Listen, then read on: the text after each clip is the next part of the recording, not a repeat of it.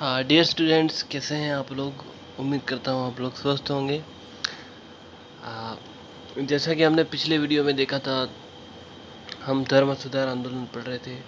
धर्म सुधार आंदोलन जो चला था वो कैथोलिक ईसाई कैथोलिक धर्म में जो व्याप्त बुराइयां थी, या कह सकते हैं कि चर्च में जो व्याप्त बुराइयां थी, उसके खिलाफ जो आंदोलन चलाया गया था, उसको रिफॉर्मेशन या धर्म सुधार आंदोलन कहा जाता है। तो धर्म सुधार आंदोलन में हमने कल बहुत सारे लोगों के बारे में पढ़ा था। जैसे जैसे हमने पढ़ा था कि जॉन हस पढ़ा था, ब्रूनो पढ़ा था, इसके बाद सेवानारोला पढ़ा था, वाइक्लिफ पढ़ा था। तो इन लोगों ने जो कार्य किए, इन लोगों ने धर्म सुधार के लिए जो कार्य किए, उनके बारे में पढ़ा था। इसी कड़ी में हम कुछ और धर्म सुधारकों के बारे में पढ़ेंगे। एक और चीज़ है कि हमारा इसके बाद कुछ पॉइंट्स और बचते हैं, इसको हम नेक्स्ट वीडियो में पूरा करेंगे। तो हमारा धर्म सुधार आंदोलन जो रिफॉर्मेशन वाला पार्ट है वो पूरा हो जाएगा। तो धर्म सुधार आंदोलन में हम आगे बढ़ते हैं।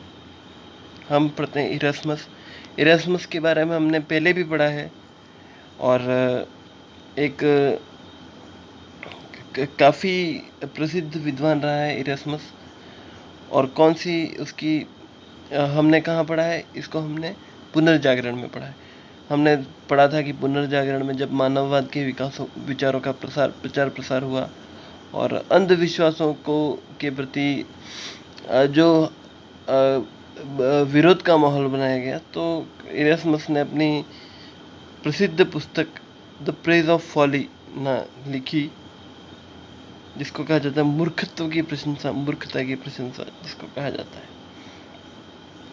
इस पुस्तक के द्वारा उसने लोगों का जो ध्यान है वो चर्च की बुराइयों की ओर खींचा। यानी पहले भी लोगों को काफ़ी आइडिया था चर्च की बुराइयों का, लेकिन ये ऐसा कहते हैं कि जब तक एक रिटन डॉक्यूमेंट में आ जाती है जब बात, और किसी अच्छे और प्रभावशाली तरीके से जब कोई बात कही जाती है, तो इसका काफ़ी इफेक्ट पड़ता है। जैसे कोई व्यक्ति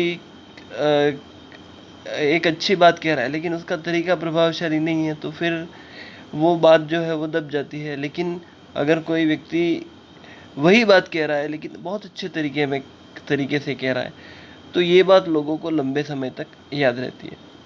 तो इसी तरह ये जो इरेस्मस था, उसका एक उसकी जो बुक है उसमें उसने काफ़ी हास्य व्यंग्यात्मक तरीके से ये चर्च की बुराइयों की ओर ध्यान खींचा। इसमें भिक्षुओं की अज्ञानता, भिक्षु मतलब उस समय की जो धार्मिक लोग थे, और उनके सहज विश्वास की आलोचना की गई। प्रहसनों तथा उपहासों के माध्यम से पोप की कहीं अधिक खिल्ली उड़ाई। पोप को भी उसने नहीं छोड़ा। इरेस्मस ने ईसाई धर्म के मूल सिद्धांतों के प्रचार प्रसार हेतु न्यू टेस्टामेंट का 1516 ईस्वी में नया संस्करण निकालकर धर्म की उत्पत्ति की व्याख्या भी की। तो इस प्रकार इरेस्मस ने अपने ग्रंथों के माध्यम से योगदान दिया।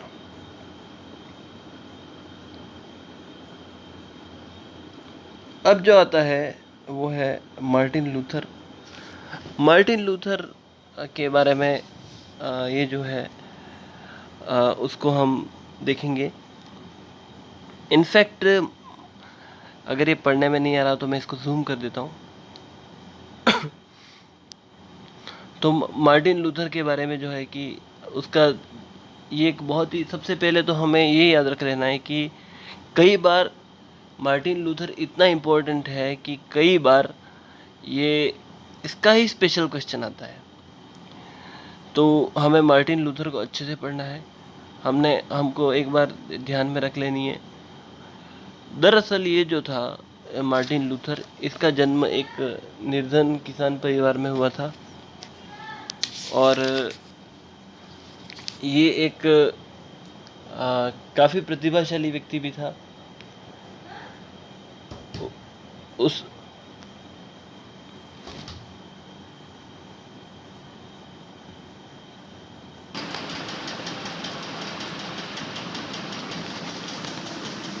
हम वापस आते हैं कि थोड़ा डिस्टरबेंस की वजह से पॉज करना पड़ा था।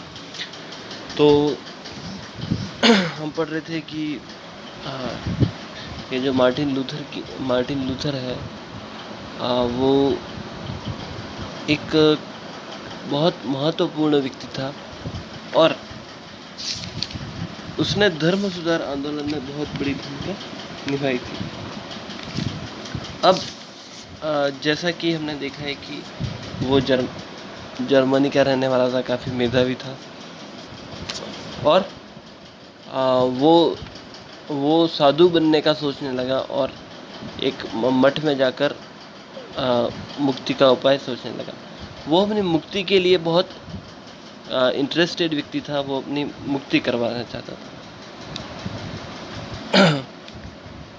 फिर वो विटनबर्ग यूनिवर्सिटी में प्रोफेसर बन गया।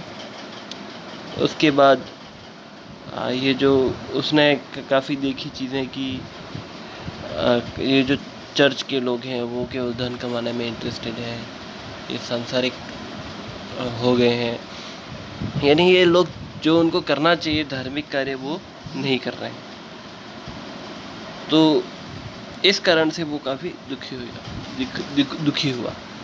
अब वो तो चल ही रहा था, लेकिन फिर क्या होता है कि एक घटना उसके जीवन में होती है, वो है इंडल्जेंस की बिक्री, इंडल्जेंस या क्षमा पत्रों की बिक्री। अब क्या हुआ है कि जो उस समय पोप था, पोप कहाँ बैठता है? रोम की वेटिकन सिटी में। तो पोप जो था वो चाहता था कि रोम में सेंट पीटर्स का जो गिरजाघर है वो फिर से बने, और इसके लिए उसने इंडल्जेंस नाम के जो पत्र हैं, जिसको कहा जाता है पाप विमोचन पत्र या क्षमा पत्र, उसको उनको बेचना शुरू किया। अब क्या हुआ कि वो ये बात तो जर्मनी के चर्च में भी मानी जाती थी, पोप जो कहता था वो जर्मनी के चर्च में भी मानी जाती थी। तो पोप की ये जो आज्ञा थी उसका उसने विरोध किया। अब उसने क्या किया कि विटनबर्ग का जो गिरजाघर था वहाँ पर उसने 95 थीसिस या 95 अज्ञप्तियाँ वहाँ पर चिपका दी, उसके दरवाजे पर चिपका दी। अब वहाँ पर दरवाजे पर चिपकाई तो हर कोई पढ़ेगा।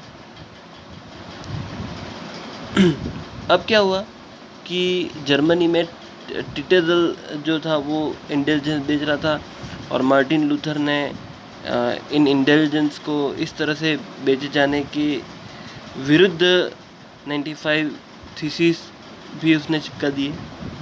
अब क्या हुआ कि उन थीसिस का किसी व्यक्ति ने जर्मन में अनुवाद कर दिया। अब जैसे ही जर्मन में अनुवाद हुआ और वो ये कह रहा था कि मैं जॉन हस, जो कि पहले जिसने हमने पिस को पढ़ा, जिसने चर्च का विरोध किया था, चर्च की बुराइयों का विरोध किया था, तो वो उससे सहमत था।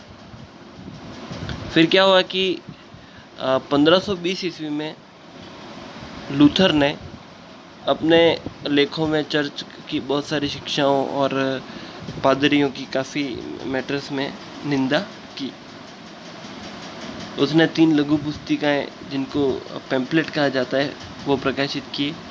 उस पुस्तिका में उसने अपने मूलभूत सिद्धांतों का प्रतिपादन किया और आगे चलकर इसको प्रोटेस्टेंटवाद के नाम से जाने लगा।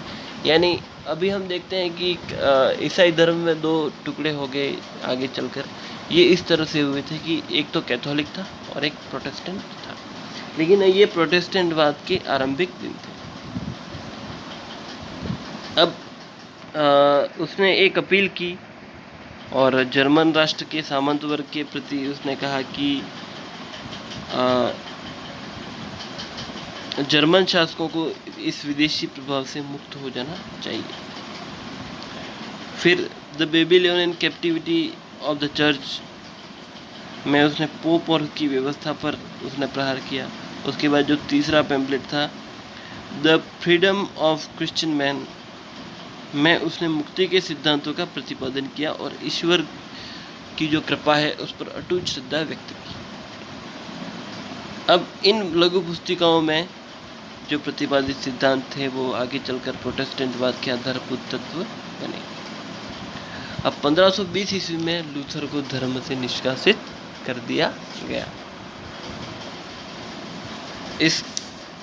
अब क्या हुआ कि इस अवधि में जो था वो अपने मित्र, उसका सैक्सनी का जो शासक था, उसका मित्र, उसके संरक्षण में वो रहा। अब क्या हुआ कि जर्मनी का एक ऐसा वहाँ माहौल था कि वहाँ के जो कई शासक थे वो चर्च के विरोधी थे, वो चर्च को पसंद नहीं करते थे। तो उसको दिक्कत नहीं हुई। रोम का जो पवित्र साम्राज्य का जो अध्यक्ष है चार्ल्स फिफ्थ, हालांकि पोप का समर्थक था लेकिन वो युद्धों में उलझा हुआ था। इधर मार्टिन लूथर ने आंदोलन को सफल बनाने के लिए बहुत सारा प्रयास किया। धीरे धीरे लूथर की जो शिक्षाएं हैं वो काफ़ी फैल गई। जर्मनी के बहुत सारे जो लोग हैं उससे प्रभावित हुए। अब धीरे धीरे उसकी गतिविधियां बढ़ती गई। उसके बाद सम्राट चार्ल्स ने, जो पवित्र रोमन सम्राट था चार्ल्स, वो भी अब थोड़ा फ्री हो गया और उसने इस समस्या पर समाधान करने के लिए बम्स की राज्य परिषद की बैठक बुलाई और उस परिषद ने लूथर को विधि बहिष्कृत भी कर दिया। अब इस राज्य परिषद के जो उससे कोई प्रभाव नहीं पड़ा, सैक्सनी के शासक ने उसको बचा लिया। उसकी रचनाओं को गैर कानूनी घोषित करके उसको जला दिया गया। हालांकि उसको अज्ञातवास में जाना पड़ा, लेकिन उस अज्ञातवास में लूथर ने जर्मन भाषा में बाइबिल का अनुवाद किया।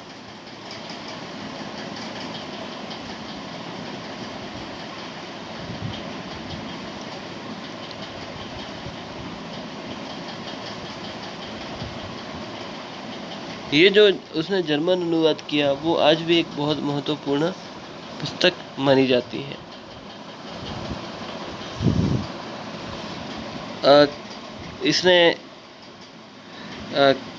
इसने कई अपने सिद्धांत बनाए।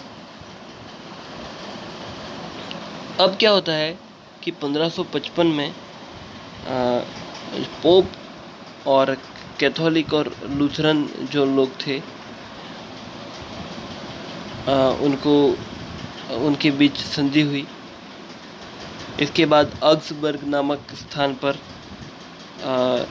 एक परिषद की बैठक हुई, जहां पर इस बैठक में सम्राट ने धर्मद्रोहियों तथा नास्तिकों के विरुद्ध सख्त कानून लागू करने का आदेश दे दिया। लेकिन लूथर के जो समर्थक शासक थे उन्होंने इसका विरोध किया। 1530 में ऑग्सबर्ग की राज्य परिषद की बैठक में लूथर के एक नए धार्मिक विचारों और मान्यताओं को लिखा और परिषद की स्वीकृति के लिए प्रस्तुत भी किया। हालांकि वो ठुकरा दिया गया, लेकिन वो जो पत्र था वो ठुकरा दिया गया, लेकिन आगे चलकर इसको स्वीकृति धीरे धीरे जन सामान्य में मिल गई। इस चीज़ को स्वीकृति जनसामान्य में मिल गई। इसके बाद 1555 में ये जर्मनी 1555 से पहले जर्मनी में गृह युद्ध हो गया कैथोलिक और ये जो लूथरन्स थे उनके बीच। लेकिन 1555 में दोनों पक्षों के बीच समझौता हो गया, जिसमें कई चीज़ें तय हुई,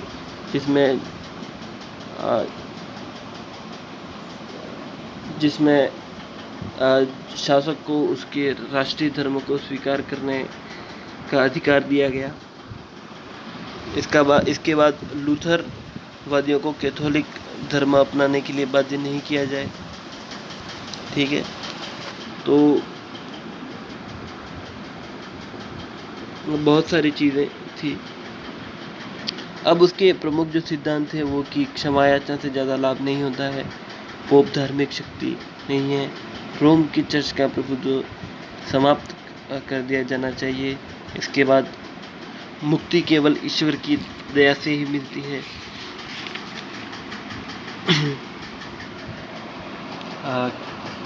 और धर्माधिकारियों के न्याय के सम्मुख सब समान होते हैं। उसके बाद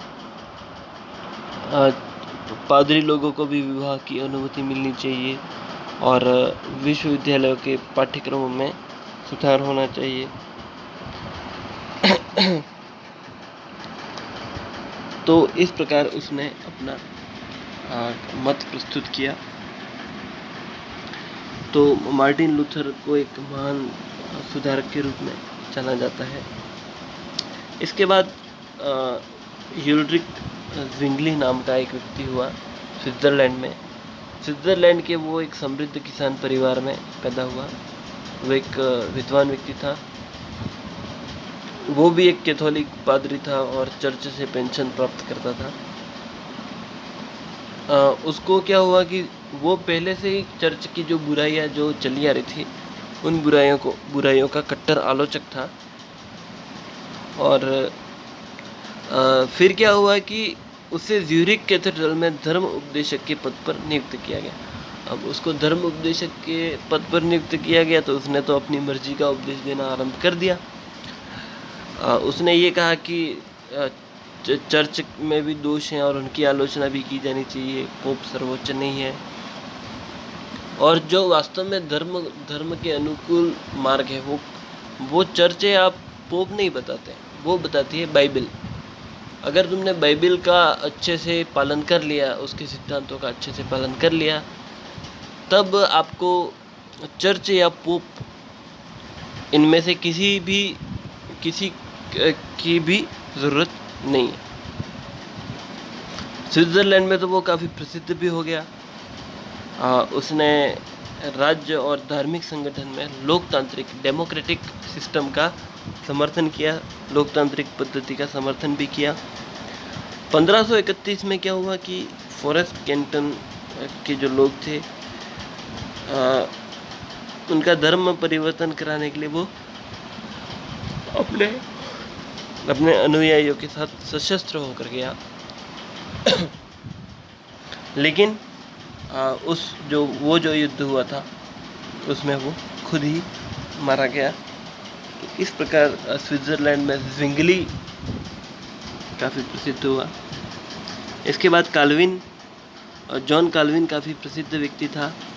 उसने काल्विनवाद नाम की एक शाखा चलाई थी और उसका जन्म जो हुआ था वो 1509 ईस्वी में फ्रांस में हुआ था और अरब में उसको पादरी बनने की शिक्षा मिली थी।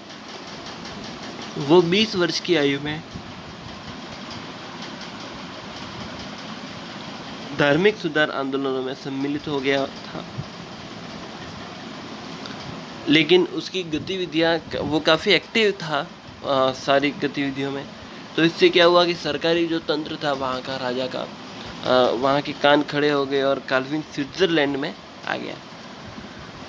वो बाइबल को सर्वोपरि मानता था और उसने इंस्टीट्यूट्स ऑफ क्रिश्चियन रिलीजन नाम की प्रसिद्ध पुस्तक लिखी। इस पुस्तक में उसने अपने धार्मिक विचारों को प्रस्तुत किया। काल्विनवाद अन्य देशों में भी फैल गया। स्कॉटलैंड में जो उसके अनुयायी थे उनको प्रेस्बिटेरियन कहा जाता था। ये काफ़ी इम्पोर्टेंट है। फ्रांस में उसके अनुयायियों को ह्यूगोनोट्स कहा जाता था। इंग्लैंड में प्यूरिटन्स ने इसकी शिक्षाओं पर अमल किया। ये जो काल्विनवाद जो उसने चलाया था, वो जीवन की सादगी पर जोर देता था, वो तड़क भड़क और विलासिता पर जोर नहीं देता था। ये लूथरवाद के बाद सर्वाधिक प्रसिद्ध होने वाली शाखा थी। तो हमने इस तरह से बड़े धर्म सुधारकों के बारे में पढ़ा। अब हम नेक्स्ट में कुछ अन्य देशों में किस तरह से ये फैला और इसके धर्म सुधार के क्या परिणाम हैं, उसके बारे में हम पढ़ेंगे। Thank you so much.